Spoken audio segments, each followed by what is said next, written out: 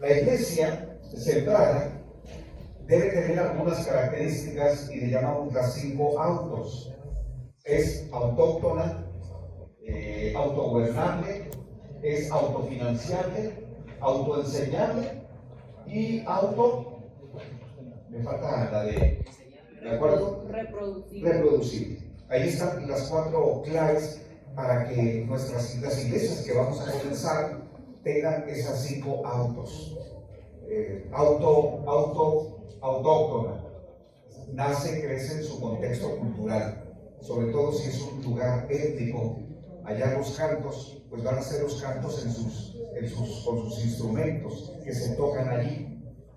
Muchas de las iglesias bautistas de México no nacimos autóctonas, nacimos con los conceptos culturales de las iglesias de los Estados Unidos, cantando o tocando con un piano.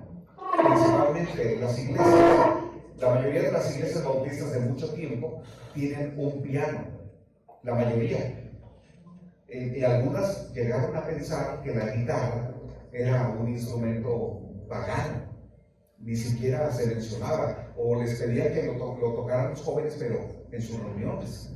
Pero ya en el culto ya no introducían otros elementos. Cuando la iglesia es autóctona, pues utilizamos los instrumentos que la gente sabe tocar. Me preguntaron qué haríamos si un hermano que es mariachi se convierte a Cristo. Es muy sencillo. Él debe adorar al Señor con lo que él sabe. Buscaríamos que si es trompetista o violinista se integre el grupo de alabanza. Y en los ensayos, pues él se adapte. ¿Sí? Nos pasó con un hermano que el Señor nos permitió ganar para Cristo. Él es el bajo sexto. Es una guitarra de 12 cuerdas. Bajo sexto, ¿verdad? Bajo sexto. Y él es pues la persona clave, es un grupo de música allí en la ciudad. Se convirtió a Cristo. Y dice, pastor, pues la música norteña que nosotros tocamos, nada que ver con la de la iglesia. Le dije, pues vamos a intentarlo. Vamos a intentarlo. Y lo invitaron para formar parte del grupo de alabanza. Se escuchaba medio raro, pero bien. Y le dije, bienvenido, hermano. Y si se convierte todo tu grupo, pues cantaremos en norteño. Sí. Tuvimos un culto unido de iglesias que llevamos la campaña 50 días renovando mi mente. Por cierto, ahí traigo algunos libros. Un pastor me comentó que si traía libros, allí están. Tuvimos la campaña de 7 iglesias. Y en cada iglesia iba a presentar su tiempo de alabanza. Y en una de las iglesias llevó un grupo tipo norteño, pero ellos traían su trompeta, o ¿cómo se llama el trombón? La tuba. Y cantaron Tu nombre levantaré. Y con tuba. Y con acordeón. Uno de los hermanos de mi iglesia se salió. Y después me dijo, hermano, no pude soportar. Pero eso fue al principio, dijo, no pude soportar. Porque yo no consigo que se adore al Señor fuera del piano. Pero él escuchó en la comida que este grupo se había convertido a Cristo. Y contaron su historia, cómo se convirtieron a Cristo. Y dijo, solo por eso, sí los quiero escuchar, porque están convertidos. O sea, ¿qué hay detrás de un músico, verdad? Una vida cambiada, transformada. Solamente es autóctona, es autogobernable, porque cuando las obras misioneras comienzan, son gobernadas por la iglesia madre. Pero tenemos que buscar que ellos también aprendan a gobernarse por sí mismos, a través de su misionero. La iglesia es autofinanciable. La iglesia no puede estar dependiendo siempre que una iglesia les esté dando el dinero. Debemos procurar que desde un principio la nueva obra misionera tenga su sostenimiento a través de diezmos y ofrendas. ¿Qué debemos hacer? Desde que una obra que están haciendo, enseñarles a diezmar y ofrendar. Esto es poco a poco. La clave aquí no es pedírselos, sino enseñarles. Y la enseñanza es clave. Tercero, es autorreproducible. Porque en la iglesia, o el grupo nuevo, ¿qué les decimos? Lo que hacemos cuando estamos compartiendo el evangelio con una persona. ¿Quién más como tú necesita escuchar el evangelio? No, tengo muchísimos amigos y tengo muchos familiares. Invítalos. Organicemos una carne asada, una discarga. Y es claro que van a venir. Invítalos. Y si los invitan, organizan algo y ahí están los amigos. La iglesia tiene, y son grupos nuevos. Grupos nuevos. Esto lo dejamos de hacer como iglesia. Entre más tiempo tiene una iglesia de vida o de años, vamos perdiendo lo reproducible. Tenemos que aprovechar. Cuando un grupo va naciendo, es el mejor momento para que nazcan nuevas iglesias, que se reproduzcan pronto. También es autoenseñable. Tenemos que preparar a los próximos maestros de allí mismo. Tenemos que mirarlos en potencia. Cuando comenzamos una obra nueva, le digo al misionero, ¿quién piensas que de ellos podría ser el maestro de los adultos? No, hermano, pues ninguno. Aquel se droga, ese es alcohólico. ¿Quién crees de esas mujeres que están allí que podría ser la maestra de las mujeres? No, hermano, la verdad ninguna. Y tienen razón, es gente que no es cristiana, pero están asistiendo porque los niños asisten. Si no tenemos una perspectiva de comenzar a orar, que Dios levante maestros en esa obra nueva, siempre vamos a estar buscando que los maestros de la iglesia vengan. Y hay hermanos que dicen, hermano, yo he estado apoyando una misión por 5 años. Ya no quiero ir porque ya son 5 años. Necesitamos entonces que la iglesia sea autorreproducible. Les comparto esto. Allí como que era un poquito para allá, ¿verdad? Un poquito. Ahora sí. Son las nuevas obras que Dios nos está permitiendo compartir. Aquí falta, como que no avanza. Ahí está. Las nuevas obras, en el occidente del país estamos trabajando. ¿Cómo nos gustaría movernos a otras partes? Pero esa es la parte que estamos haciendo. Y queremos hacerlo bien. Cada iglesia debe tener también sus propios proyectos. La de Culiacán todavía la dejé allí, porque la organizamos en noviembre pasado. Ellos los apoyamos por, me parece, 4 o 5 años, los de Culiacán, Sinaloa. En Oaxaca, esta obra nació por las transmisiones en internet. En 2 semanas mi esposa y yo vamos a viajar para bautizar a las primeras personas. Es un milagro eso, hermanos. Las obras nuevas no comienzan siendo humanos, sino caminamos en un lugar. Tenemos que salir. Tenemos que movernos. Salir. O usar las redes sociales para buscar nuevos contactos. Nuevas familias que escuchen el evangelio.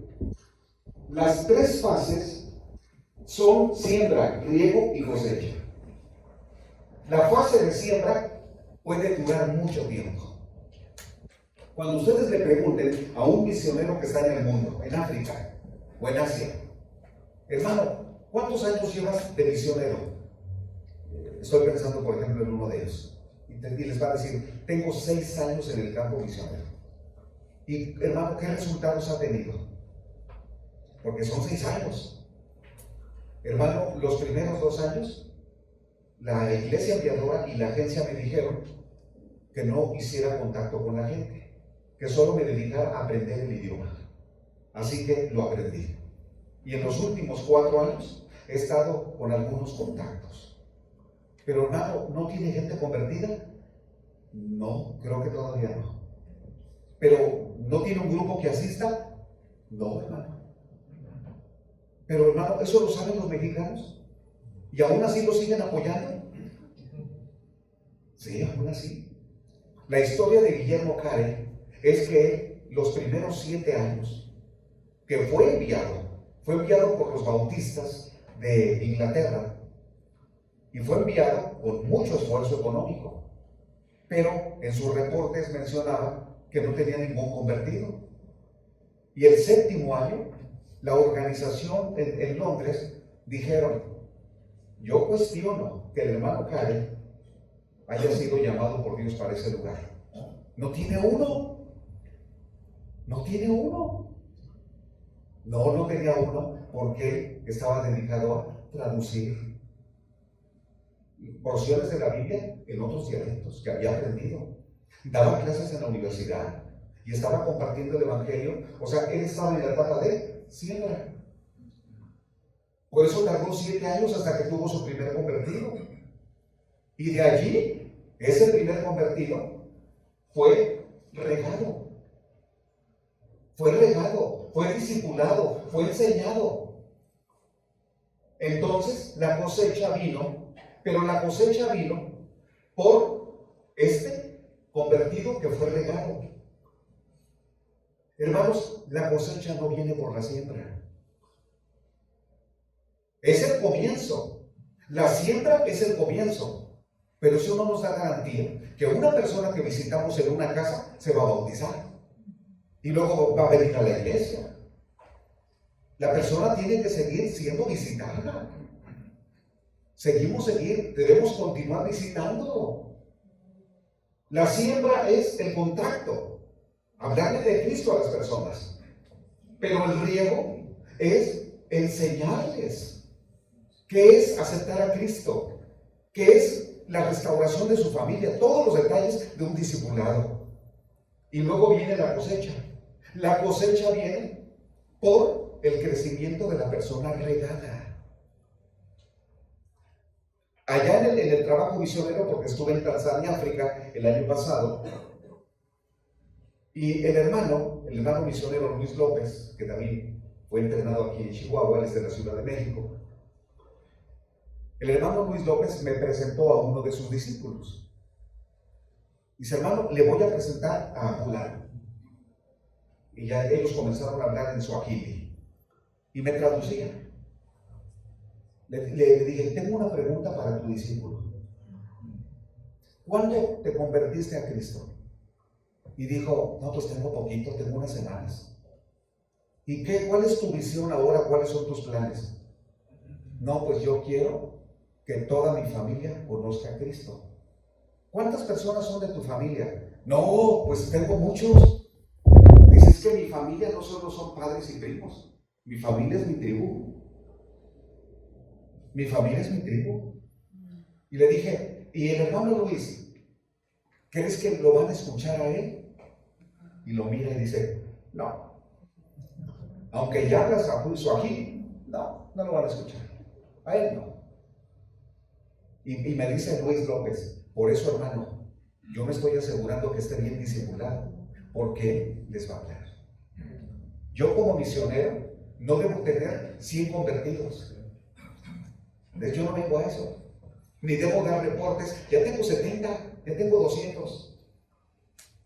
Yo debo asegurarme que el uno que estoy discipulando esté bien enseñado, porque él le va a compartir a todo el mundo. Y va a evangelizar autóctono en su propia cultura. Eso lo aprendí allí cuando estuve en Tanzania. Lo aprendí porque hermanos me preguntan: hermano, ¿cuántas personas ha bautizado Luis López en Tanzania? No, hermano, ninguno. ¿Cuántos años lleva en Tanzania? No, ya lleva como 4 o 6 años. ¿Y cómo que no tiene bautismos? ¿No tiene una iglesia que se reúna? No, hermano. ¿Por qué? Porque él está en la etapa de siempre el riego. Si no, no hay cosecha. La cosecha es ver muchas personas que conocen a Cristo, que se integran a una iglesia, que comparten su fe. Esa es la cosecha. ¿Qué ha pasado con nosotros, los bautistas? En muchos lugares, esto lo dejamos de hacer. Pero aquí, vaya a buscar a las librerías materiales de discipulado. Busque materiales en internet. Discipulado, le salen muchas opciones. Y cursos bíblicos. Sí, pero ¿a quién vas a regar? ¿A quién? ¿A los mismos los vas a regar a los mismos? Y otra vez regar a lo mismo, y regarle a los mismos, y darle el discipulado 4, luego vamos por el 25. Y otra vez recordar las mismas cosas. ¿Qué es lo que nos falta? En México nos falta sembrar, no discipular. Nos falta sembrar. ¿Qué es sembrar? Tener compasión, llorar por las personas que están sufriendo.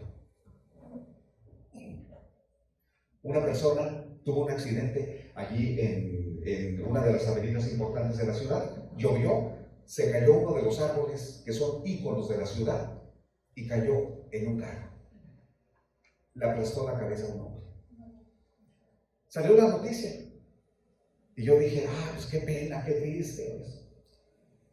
Y una de nuestras hermanas de la iglesia pone en nuestro grupo de WhatsApp: hermanos, oren por mi amiga, tuvo un accidente, el árbol le cayó. Digo, entonces es amiga de una persona de nuestra iglesia. Y me contactó con ella. Estamos orando por tu amiga, ¿puedes conseguirme el número de ella? Dijo, sí, pastor. Y le llamé a la señora. Y ya le dije, le di el pormenor de quién era yo. Y le dije, estamos orando por usted. ¿Qué necesita? ¿Cómo están sus gastos para los funerales? No, de eso no se preocupe, estamos bien. Lo único que necesito es paz, porque en el carro iban 2 de mis niños. Ellos están bien. El golpe lo recibió mi esposo y murió. Y le dije a la amiga, por favor, ve a buscarlos, ve a verla. Yo no debo ir solo como hombre. Llevaría a mi esposa, pero no la conozco. Pero ya hablé con ella. Ve a saludarla, búscala. Y lo fue a hacer. Y le dije, invítala a la iglesia, que oremos por ella.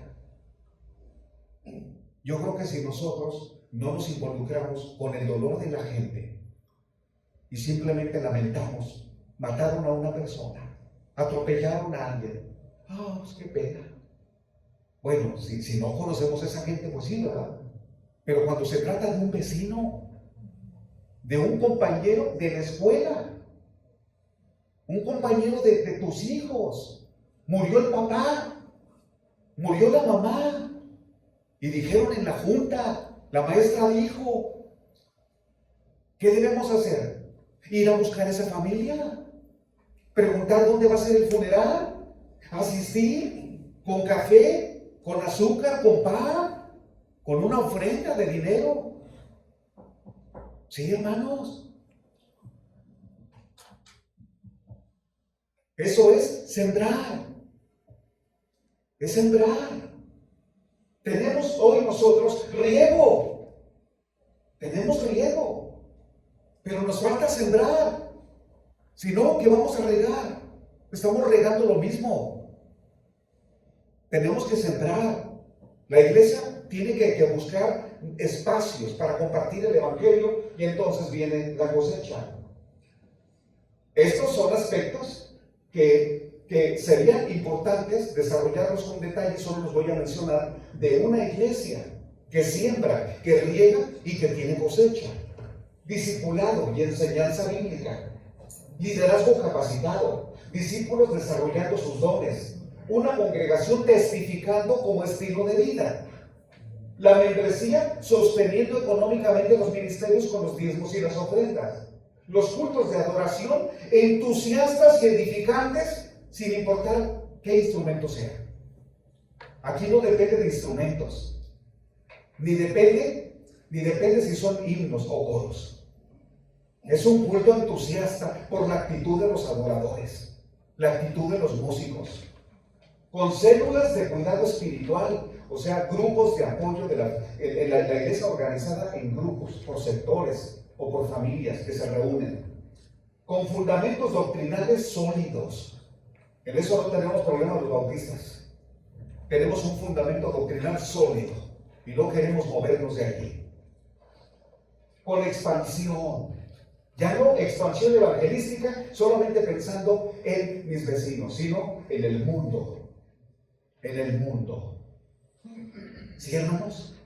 Solamente usted como pastor, dígaselo al Señor: Padre, Yo deseo que la iglesia que estoy pastoreando se mueva en la dirección como tú has diseñado que sea la iglesia.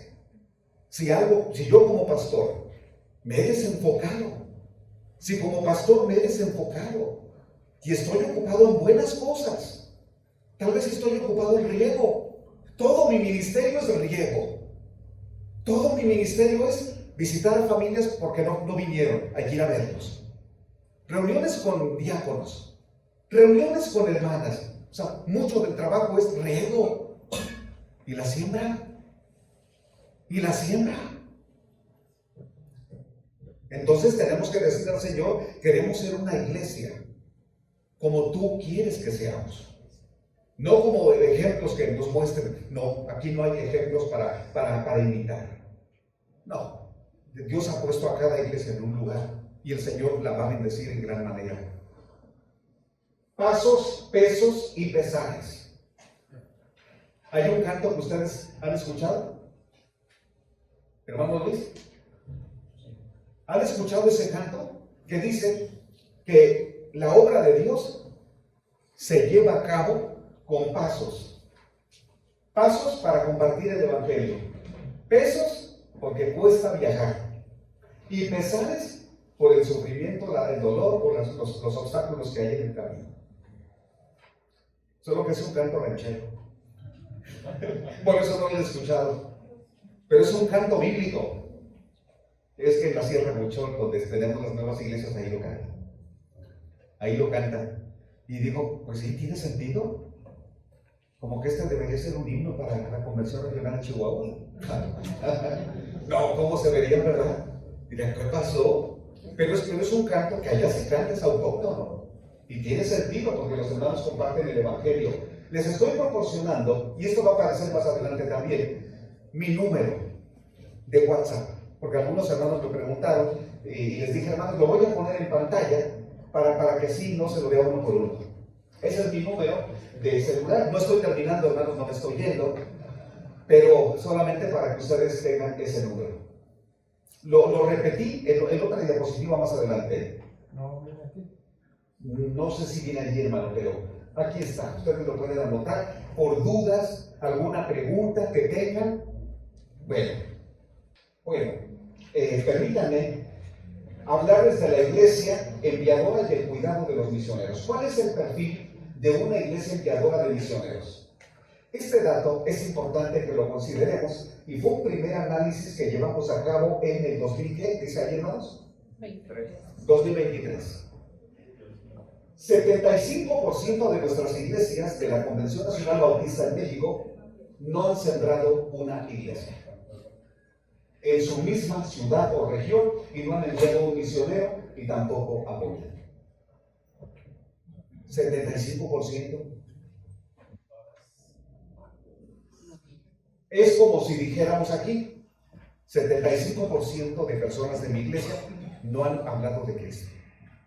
No han compartido el Evangelio a una persona.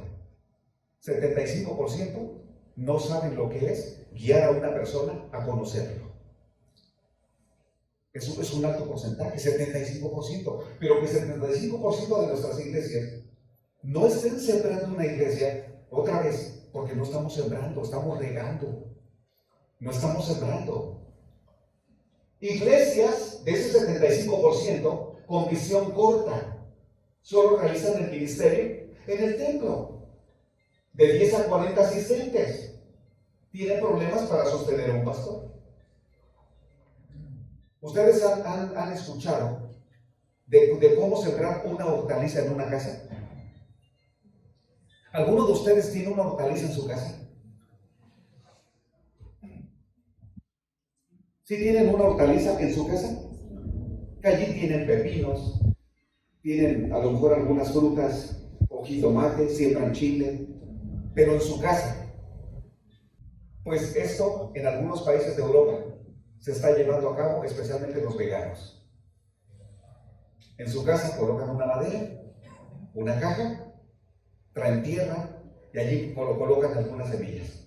Y sí, crecen sus frutas, sus frutas propias. Tal vez nosotros quisiéramos hacer eso en la iglesia. Clase para nuevos creyentes. Pero ¿cuántos vienen a esa clase? ¿Por qué? Porque esa clase la tenemos que enseñar allá afuera en el mundo. Allá afuera tenemos que enseñarlo. En lugar de tener una hortaliza dentro de nuestra casa, compremos un terreno, compremos una milpa, compremos una hectárea. Estoy hablando del campo, ¿verdad? Lo mismo con la iglesia. Tenemos problemas para sostener un pastor porque tenemos una visión corta, solo el ministerio en el templo.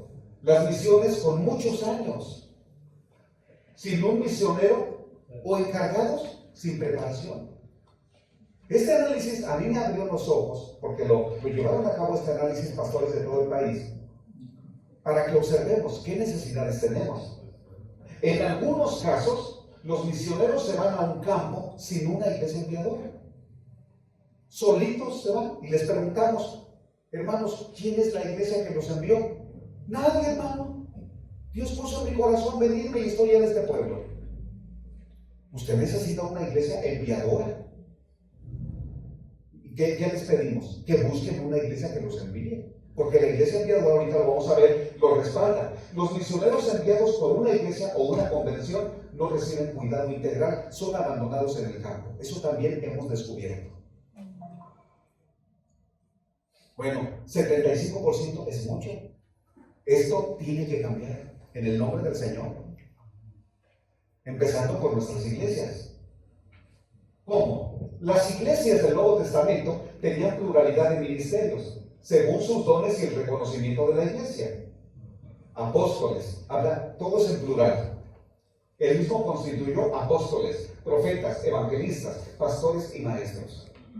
El apóstol Pablo no se está dirigiendo a todas las iglesias de Europa. Está escribiendo a la iglesia en Éfeso. Solo que tenemos que imaginar de otro modo a la iglesia de Éfeso. Nosotros imaginaríamos a la iglesia de Éfeso como nosotros nos reunimos en nuestro templo. La iglesia de Éfeso, un lugar, un edificio, con un letrero afuera, iglesia del Señor, en Éfeso. Sus sillas, sus butacas. No, hermanos. En aquellos tiempos las iglesias no tenían permiso o libertad para reunirse o construir templos. Se reunían en las casas más grandes. Éfeso era una ciudad muy grande, pero muy grande, tal vez como Cuauhtémoc, Delicias. Era una ciudad grande. ¿Cómo se reunían entonces los hermanos de la iglesia si las casas no eran tan grandes? Un grupo se reunía en un sector de la ciudad, otro grupo en otro sector, como tipo células. Cada célula tenía el cuidado de un pastor. Pero no eran células, eran grupos fuertes. Pero era la misma iglesia en Éfeso. ¿Cómo es que llegaron a ser un grupo aquí, otro grupo allá, otro grupo allá? Porque compartían el evangelio. Si ustedes se imaginan, cuando se dice la iglesia en Éfeso y piensan un grupo de hermanos que está en el norte de Éfeso, no, mis hermanos, no era un grupo en el norte de Éfeso. Eran discípulos del Señor repartidos en toda la ciudad. Reunidos el primer día de la semana, allí en los del norte, los del sur, los del poniente. ¿Y quién se repartía la cena del Señor? El pastor de ellos, el de allí. El de ellos. ¿Y quién bautizaba? Pues el de ese sector. Pero son la misma iglesia. Por eso Pablo dice, pastores, apóstoles. No está hablando de un grupo único, con un solo pastor, un solo misionero, un solo maestro. No. Hay una pluralidad de ministerios porque la iglesia está extendida. Con nosotros ha sido diferente. Tenemos un pastor, en muchos casos un misionero, y todo es uno. Hasta un diácono. No, debemos extendernos. Y cuando formemos una nueva iglesia, enviarles su misionero. ¿Quién es ese misionero? Alguien de la iglesia que el Señor está llamando para ser el misionero de ese lugar. ¿Sí, hermanos? Y esto es posible. No había una iglesia. No consideren que en Éfeso había una iglesia en el norte, en calle Manzano número 40. No, no, hermanos. La iglesia estaba extendidas en grupos, en toda la ciudad. Si se reunieran para tener un culto unido, no cabrían en el templo de Diana, la de Éfeso. No cabrían. El Señor hizo grandes cosas en Éfeso. La gente traía los libros de magia y eran montones. Se enojó la gente en Éfeso. Se enojó. La adoración a Diana, la diosa de ellos. La gente se enojó. ¿Por qué? Porque la iglesia causó problemas no en el norte. No, la iglesia no causó problemas en el norte. La iglesia causó problemas en toda la ciudad. No en el norte. En toda la ciudad. Yo creo que en una ciudad debemos revisar qué sectores de la ciudad no hay iglesia. Porque hoy las ciudades crecen en la periferia. Los fraccionadores construyen afuera. Y la gente se va a vivir, pero por montones, a esos lugares y crecen los fraccionamientos. ¿Estamos considerando comenzar allí una iglesia? Porque el impacto de la iglesia debe ser en toda la ciudad. Toda la ciudad. Sí, vamos a construir un templo, sí, está bien que tengamos un templo, pero este es el centro de operaciones. El edificio, bonito, con salones, es el centro de operaciones. No lo miremos como el santuario, donde aquí es donde se adora. Usted tiene que venir aquí para adorar. No, si es un santuario, claro, porque el Señor está aquí con nosotros. Es un santuario. Pero también, el grupo que se reúne allá debajo de un árbol es un santuario. El grupo que estamos comenzando en un basurero y que se reúnen junto a un basurero, que son 4 o 5 personas, también son un santuario. Y aquí es el centro de operaciones. Es más fácil llegar, tenemos estacionamiento. Tenemos aquí reuniones, hay mesas grandes de trabajo para planificar, para orar, para entrenar a los próximos misioneros. Por eso tenemos un edificio grande, porque es un centro de operaciones. Pero si solo lo usamos para el día domingo, nada más el día domingo, es muy costoso. Es muy costoso. Tenemos que usarlo para otras cosas. Hechos 13:1. Había entonces en la iglesia que estaba en Antioquía, ¿qué había? Plural. Predicadores, maestros, no uno. Y ahí están los nombres. Por si alguien preguntaba, ¿verdad? A ver, Pablo, eso se escucha muy bien. Ahí está. Y menciona Lucio de Cirene, era de África. Manaén, el que se había criado junto con Herodes el tetrarca, o sea, era su hermano o su hermanastro. O sea, él era de la realeza. Allí en la iglesia, uno de los maestros tenía bagaje cultural, académico, era de la realeza. ¿Se había criado con quién? Con Herodes el tetrarca, el que mandó matar a Juan el Bautista.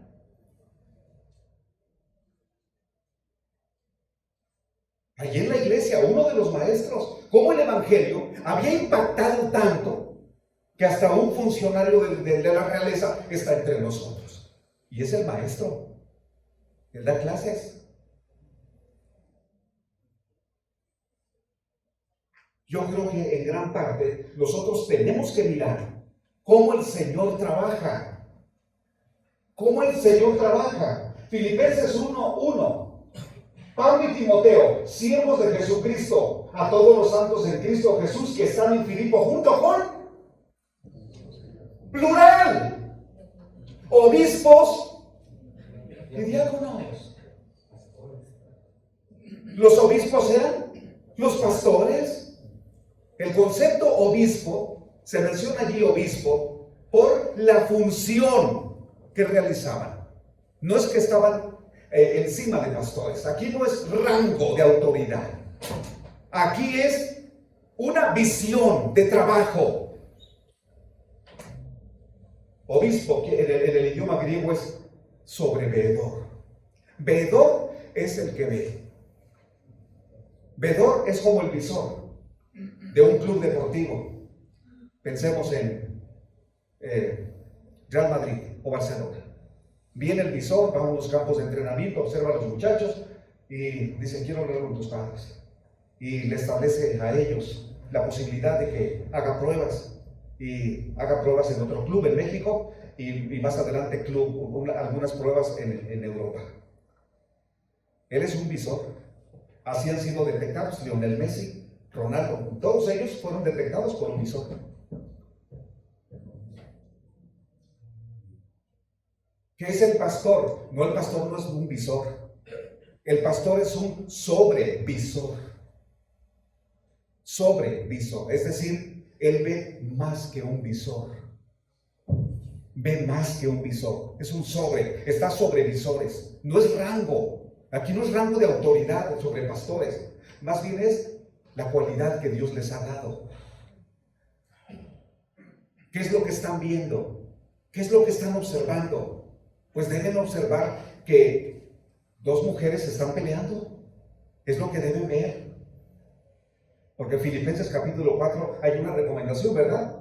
Ruego a Evodia y a Eunice, a Evodia y a Síntique que se pongan de acuerdo. Pablo era un sobreveedor, porque desde la prisión está viendo que hay un conflicto en la iglesia con dos mujeres. ¿Qué es el pastor? ¿Qué es el pastor? ¿Qué es el obispo? El obispo tiene la responsabilidad de observar, de tener discernimiento. Y dice los diáconos. Hechos 20:17. Desde enviando pues desde Mileto a Éfeso, hizo llamar a los ancianos, los pastores. Solo que allí es otra tarea, otra cualidad. Anciano es por su sabiduría para enseñar.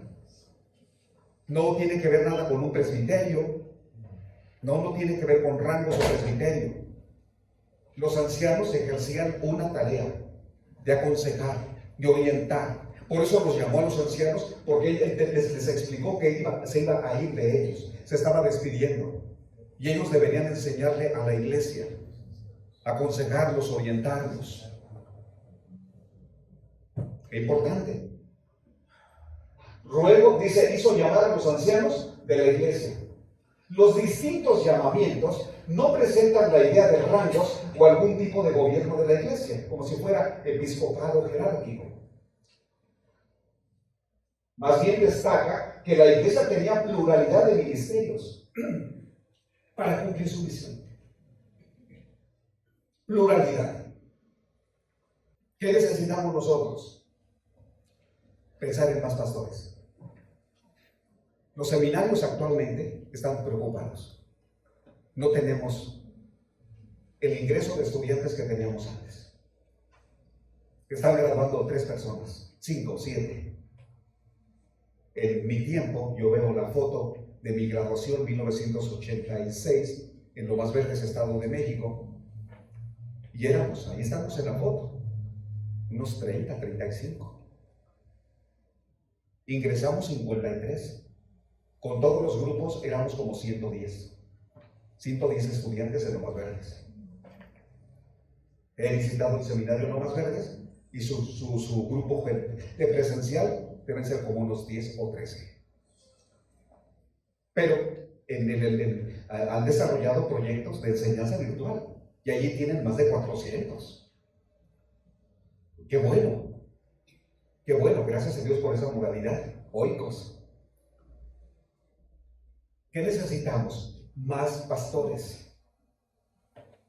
Hace tiempo, pastores que están aquí, pastores y jóvenes, quiero que escuchen esto. En los campamentos juveniles se enfatizaba mucho el llamamiento al ministerio. Campamentos juveniles. Y los jóvenes, yo iré, aquí estoy. ¿Quiénes ingresaban a los seminarios? Jóvenes. Un tema que no faltaba en los campamentos juveniles, llamamiento al ministerio. No faltaba ese tema. Pero con el tiempo nosotros dejamos de sembrar, porque eso también es siembra, la enseñanza a los pastores jóvenes. ¿Cómo eran los procedimientos de las iglesias para sostener a sus pastores y a sus misioneros en el Nuevo Testamento? Muy importante, porque los estoy llevando a este ejercicio de considerar. En Hechos 18, alguien comentó hace un rato acerca de Priscila y Aquila, que como eran del mismo oficio, se quedó con ellos, trabajaban juntos, pues el oficio de ellos era hacer tiendas. Ya mencionaron eso hace un rato. Dice el 5, cuando Silas y Timoteo vinieron de Macedonia, Pablo estaba entregado por entero a la predicación de la palabra. Parece una contradicción, ¿verdad? Estaba haciendo tiendas, pero acá entregado por entero. A ver, ¿cómo es eso? No, es que aquí no debemos definirlo por el tiempo, por las horas, sino por la intensidad cuando haces algo. La intensidad, el compromiso, que estás ocupado plenamente. Es decir, podríamos dar una conferencia en 4 horas o un sermón en 30 minutos.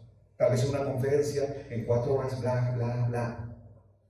Pero en 30 minutos el sermón que dura, o 40 minutos, el sermón de usted el día domingo, entregado por completo, que el Señor lo inspiró, y usted está entregando un mensaje que bendice al pueblo de Dios. Ese es estar entregado por completo. No es la cantidad de horas, sino es la intensidad con que usted está desarrollando su ministerio. La intensidad para una visita pastoral, para una consejería matrimonial, para una visita en la obra misionera. La intensidad.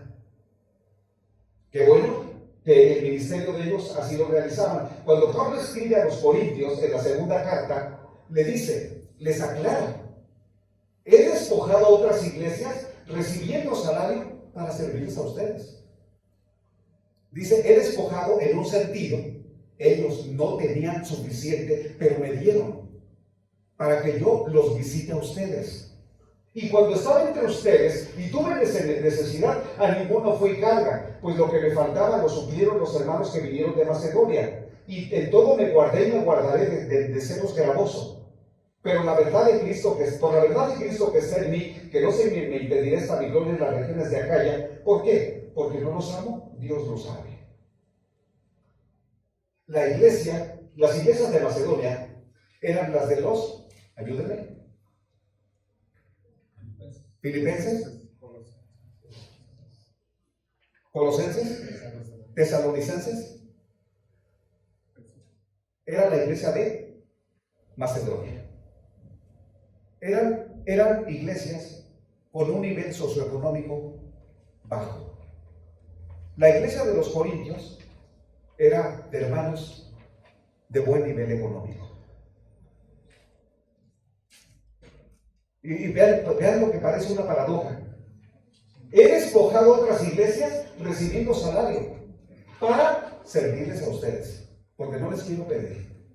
No quiero ser una carga para ustedes. No quiero ser una carga. Eso es bien importante, esta aclaración, porque menciono de ahora el texto de Filipenses, a los que Pablo se dirigió como los de Macedonia. En gran manera me gocé del Señor de que ya al fin han revivido vuestro cuidado de mí, de lo cual también estabais solícitos, pero les faltaba la oportunidad. Dice Pablo, hermanos, por un tiempo dejaron de ayudarme. Ustedes tenían, estaban solícitos, es decir, querían, pero no tenían dinero. No tenían recursos para mandarme. Pero gracias, hermanos, porque veo que ya me llegó una ofrenda. Gracias, ya revivieron su cuidado por mí. No lo digo porque tenga escasez, pues he aprendido a contentarme cualquiera que sea mi situación. Y empieza el apóstol Pablo a señalar un texto que nosotros predicamos con mucha frecuencia. Dice, todo lo puedo en Cristo que me fortalece. Sin embargo, bien insistes en participar conmigo en mi tribulación. No se refiere a que él estuviera preso.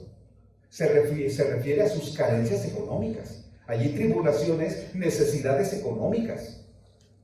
Y qué bueno que ustedes participaron conmigo. Y aclaró en la otra carta, pero los de Corinto no les pedí.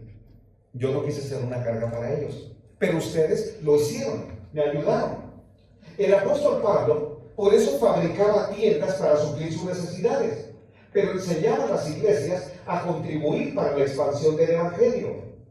Las iglesias de Macedonia tenían menos capacidad económica que las de Acaya, pero fueron más generosos. Todos fueron enseñados de la misma manera.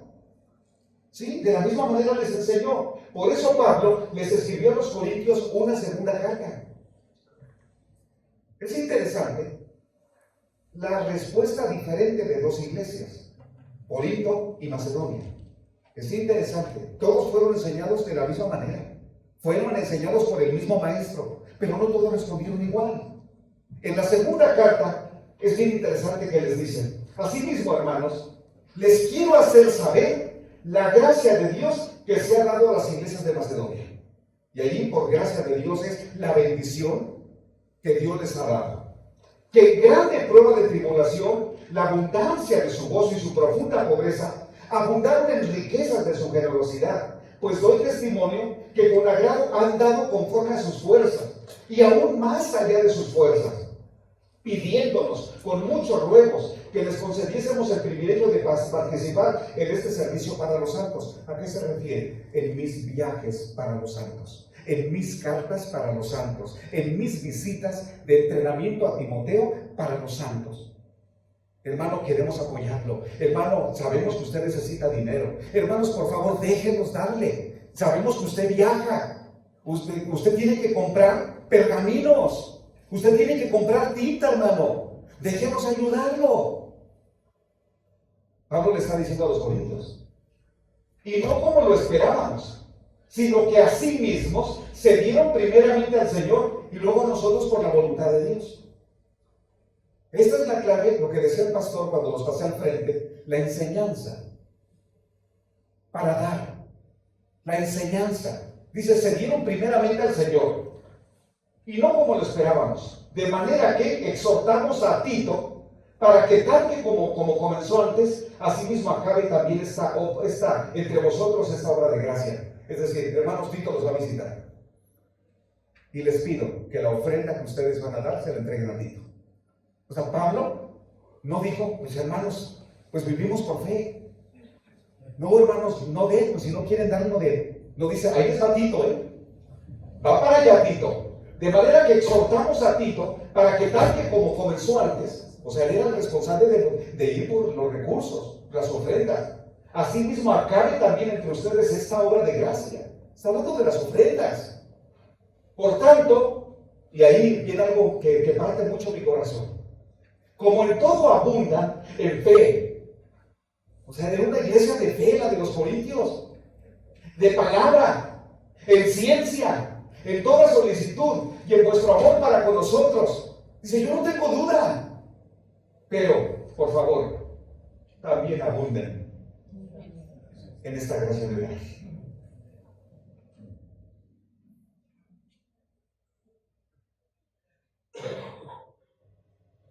Una iglesia muy bendecida, con buenos maestros.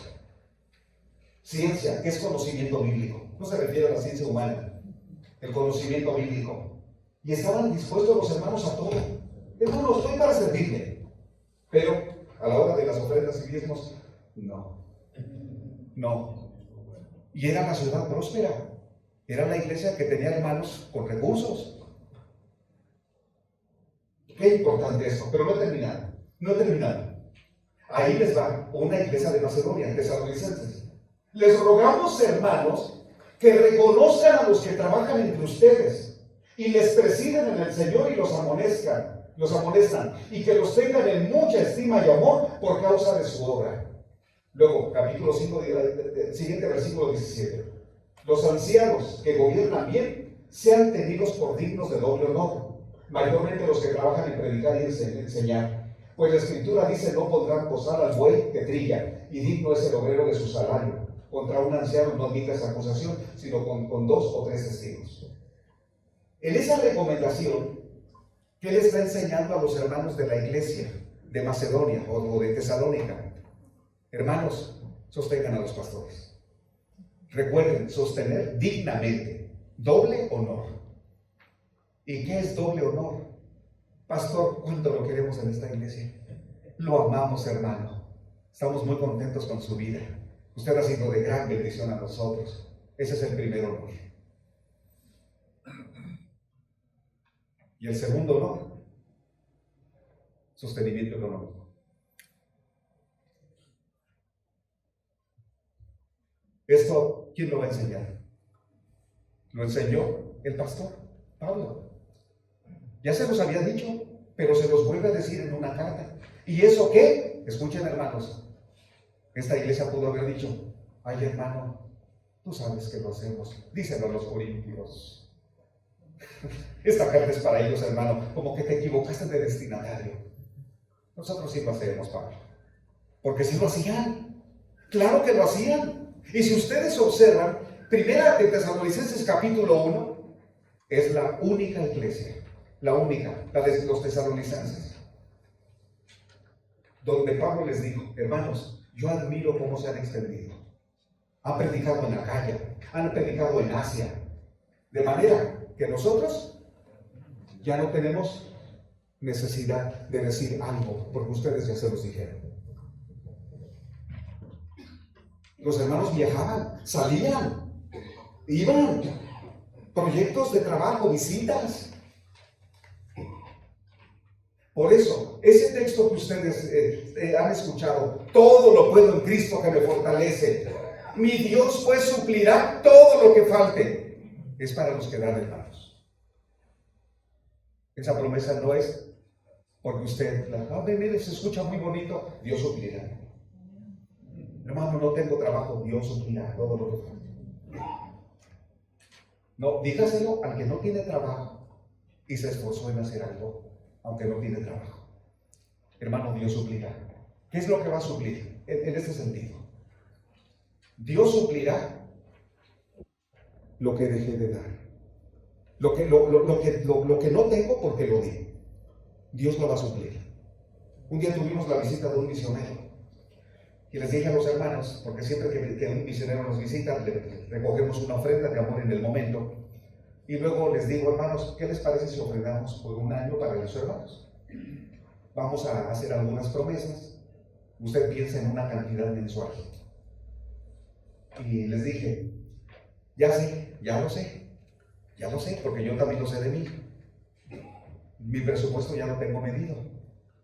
Y digo: pues ¿qué cantidad? ¿Y saben qué, hermanos? No voy a poner nada. No voy a poner nada. Porque ya está, mi presupuesto está completo.